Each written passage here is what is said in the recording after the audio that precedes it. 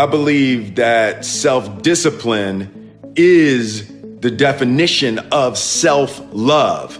That when you say that you love yourself, that means that you have behavior towards yourself that is loving. It's like you say to yourself, hey man, look, I know you want to eat that pizza and it'll be really good, but I can't let you eat that, man, because if you eat that pizza, you're going to feel like shit, and I love you too much to let you eat that. And I think the word discipline has kind of gotten a bad name. We think about it in terms of punishment. I'm not talking about discipline in that way. I'm talking about discipline in the sense that you forego immediate pleasure for the exchange of long-term self-respect.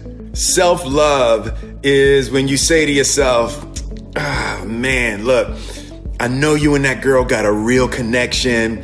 I know y'all vibe, but that's your girl's cousin. So I love you too much to let you do that. Self-love is, hey, look, I know you got a test on Monday, and I know you really want to go out with your friends. It's Saturday night, you want to go out, but if you fail that test, you're not going to feel good about yourself. I love you too much to let you go out tonight.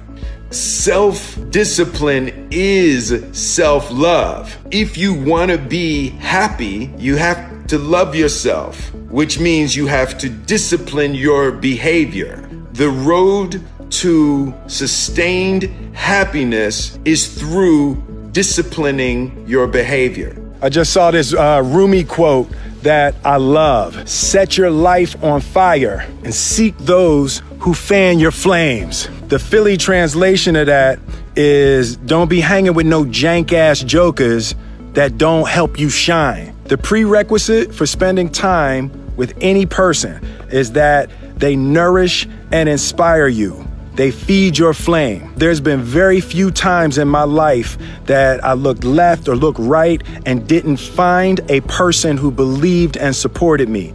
From Jazzy Jeff to Alfonso Ribeiro to Charlie Mack to Jada, there's always been a person beside me fanning my flames. Look at your last 5 text messages.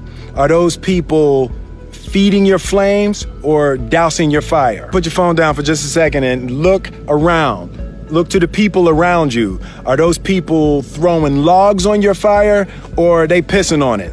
The people that you spend time with are going to make or break your dreams. Everybody don't deserve to be around you. You got to defend your light with your life. If you don't have a goal, if you don't have a purpose for your relationship and pretty much anything, it's like if you don't have a purpose, if you don't have a place that you're going, something that you want to accomplish, something you want to do, you can really get lost in the murk of the journey. But as an answer for why two spirits would join together and decide to travel this perilous journey of life together, fine, or you can cook or you keep the house protected, that's really not enough. There's so much more that you have to be dedicated to. I was introduced by my mother and grandmother to Resurrection Baptist Church in West Philly. And it was really important to serve higher goals, right? Mm-hmm. I just feel like all of the blessings that I have, with my wife and my family and extended family, there's no way that God intended that just for acting. I'm energized every day by just what the possibilities are. In bringing the kids up now is like, oh my goodness, it's a whole new burst of energy and burst of possibilities of what we can do in this world as a family. My grandmother, she used to smile all the time. Gigi was just always happy. Yeah. And we were actually going into Resurrection one day, and I was like, Gigi, how come you be smiling all the time? And she said, because I know what I'm here to do, baby. And I said, well, what's that? She said, I'm gonna make everything I touch better. I love this one. Fail early, fail often, fail forward. You know, it's always a little bit frustrating to me when people have a negative relationship with failure.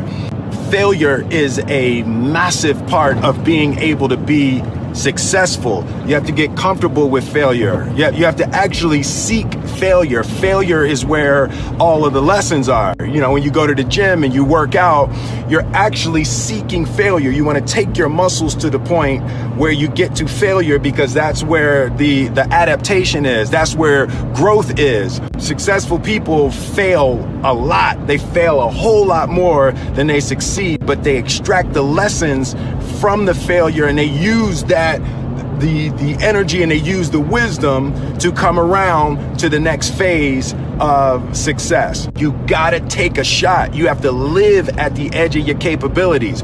You gotta live where you're almost certain you're gonna fail. That's the reason for practice. Practice is controlled failure. You're getting to your limit, getting to your limit, getting to your limit. You can't lift that, you can't do that, until you get to the point that all of a sudden your body makes the adjustment, and then you can do it. Failure actually helps you to recognize the areas where you need to evolve. So fail early, fail often, fail forward. For me, it's really basic.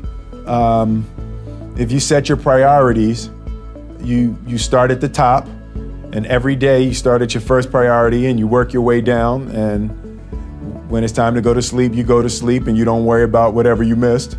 And you wake up the next day and start at the top of your priorities again, and you just keep going till you don't have energy. And that to me, that works. It works very well, and I just have to make sure that I keep my priorities in order, because you don't want to slip and be dealing with number 8 on your priority list and you haven't dealt with number 3 yet. In my mind, I just refuse to allow myself to concentrate on drawbacks. You have to learn how to fight and defend yourself from predators without letting your heart go dark.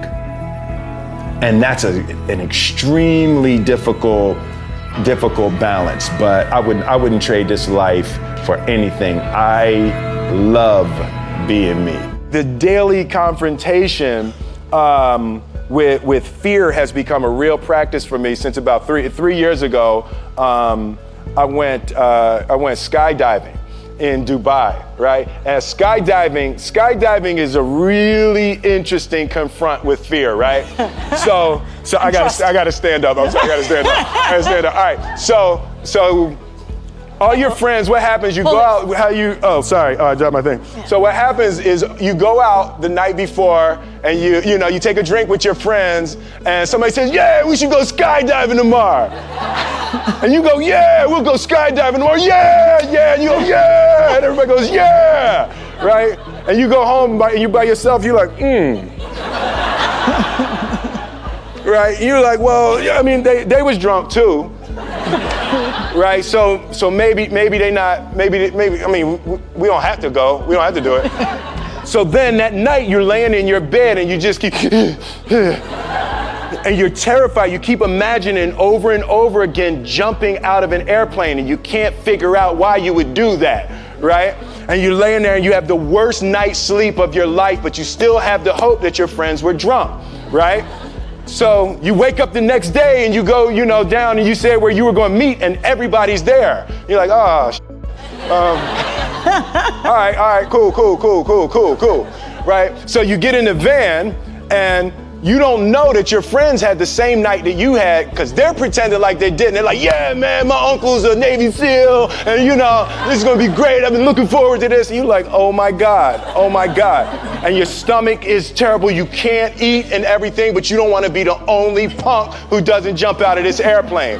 So you get there, and then you have this safety brief. And you're standing there, and the guys will tell you, well, if the chute doesn't open, what's going to happen is you're doing, well, why the hell, what could happen?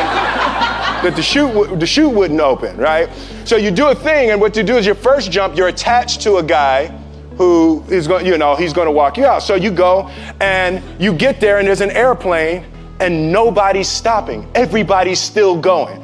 So you get onto the airplane and you're sitting there and it's extra because you're sitting on some dude's lap, some stranger. He's sitting on his lap. And it's like, you know, trying to make small talk. Yeah, man. So you be jumping with people all the time, huh? Right, you know. So, and then you just want to make sure, you got kids, right? You got people you need to see, right?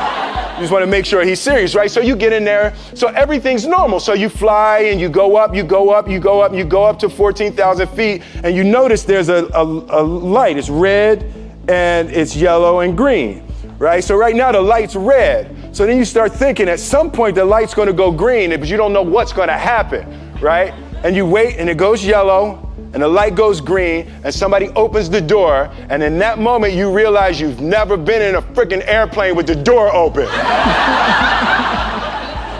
Right? Terror. Oh, sorry, I'm spitting. Oh, sorry. No, terror,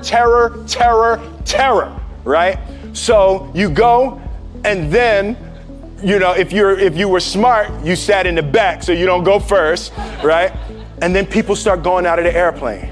And you go, and the guy walks you up to the end of the thing, and you're standing and your toes are on the edge and you're looking out down to death. And they say, on 3.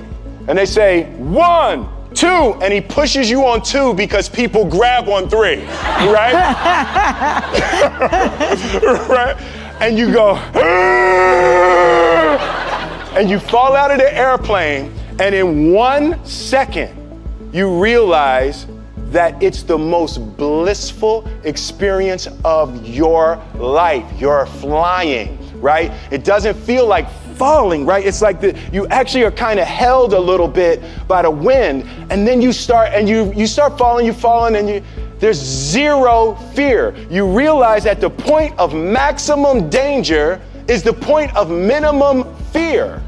It's bliss. It's bliss. And you're flying. Right? And you're doing that. And then 20 seconds, 25 seconds, 40 seconds, and you have enough time to just kind of be like, oh, that's that building. That's not like that one. Oh, you can see the ocean. Right? You start doing all of that, and the lesson for me was, why were you scared in your bed the night before? What do you need that fear for? Just don't go. Why are you scared in your bed 16 hours before you jump? Why are you scared in the car? Why could you not enjoy breakfast? What did you need that? The fear is fear of what? You're nowhere even near the airplane. Everything up to the stepping out, there's actually no reason to be scared. It only just ruins your day. You don't have to jump. And then in that moment, all of a sudden, where you should be terrified is the most blissful experience of your life. And God placed the best things in life on the other side of terror. On the other side of your maximum fear are all of the best things in life. If you want another awesome video in our Black Excellence series, check out the video right there next to me. I think you'll enjoy it. Continue to believe, and I'll see you there.